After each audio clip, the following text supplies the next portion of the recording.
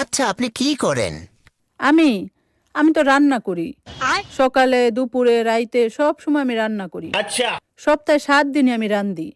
আবার কখনো যদি আমি অসুস্থ হই, তখনও অসুস্থ অবস্থায় আমি রান্না করি। ওষুধ খাওয়ার আগেও রান্না করি, আবার ওষুধ খাওয়ার পরেও রান্না করি।